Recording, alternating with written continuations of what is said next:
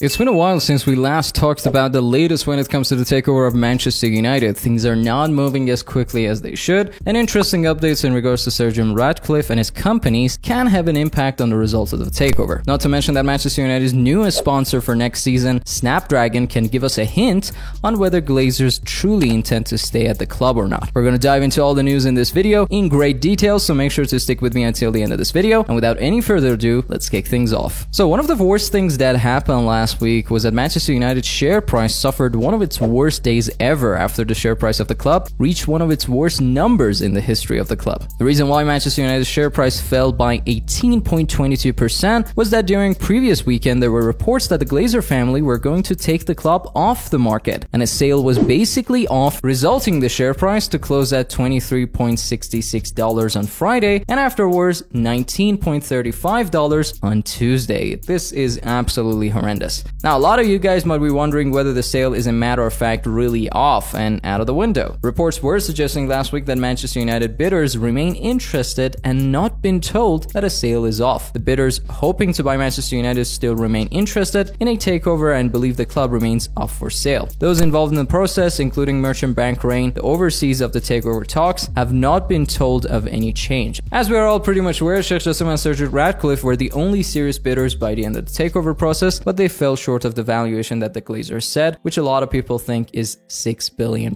Gary Neville from Sky Sports also shared his opinion, basically saying that due to the horrible financial situation of the Glazers, they have no choice but to sell Manchester United eventually. Now, before we move on and talk about another report that might indicate when the Glazers will be leaving the club, smash that like button if you want the Glazers to leave Manchester United as soon as possible. Also, consider subscribing to Always United for latest Manchester United news if you enjoy our content. Now, another huge piece of news that we obviously have to talk about is that Manchester United has partnered with Qualcomm Snapdragon as our sponsor for next season. United will wear the Snapdragon logo on their home, away, and third shirts from the 2024-2025 campaign. A deal has been struck up to cover the men's and women's teams. Qualcomm Technologies has an existing partnership, of course, with the Premier League giants. However, that collaboration has now been ramped up even further. This piece of news can have indications as to the current state of the Glazers and whether they want to stay at the club or not. The length of the deal is yet to be confirmed, and that's an important aspect.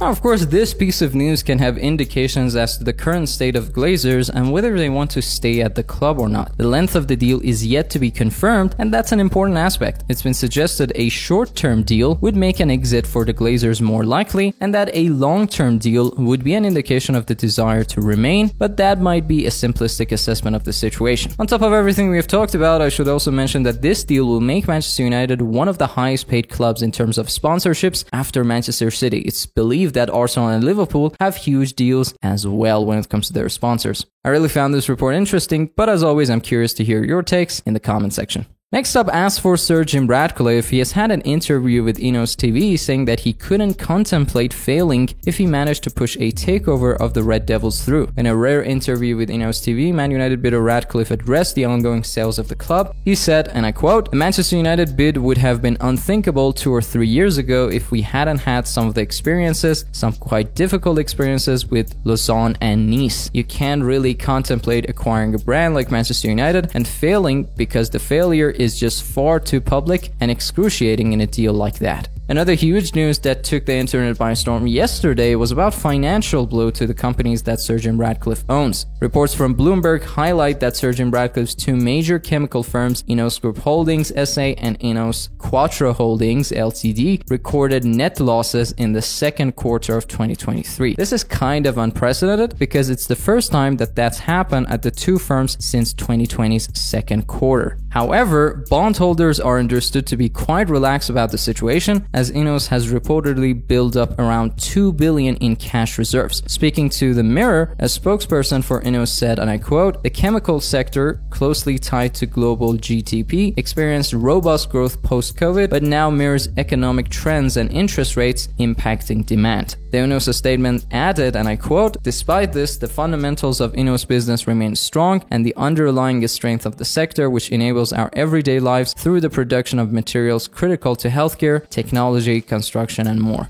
I'm wondering if these financial blows can have an impact on the takeover of Manchester United. Of course, we'll have to wait and see what happens in the future. But that's a wrap for this video, guys. Thank you so much for sticking with me until the end. Definitely share your thoughts on all the reports we have covered regarding the takeover in this video. I'm really dying to know your thoughts. Consider subscribing to Always United for latest Manchester United news, and leave a like if you found this video informative. If you want to hear more Manchester United news, here are 2 videos that might catch your interest. But until next time, as always, it's been a pleasure serving you.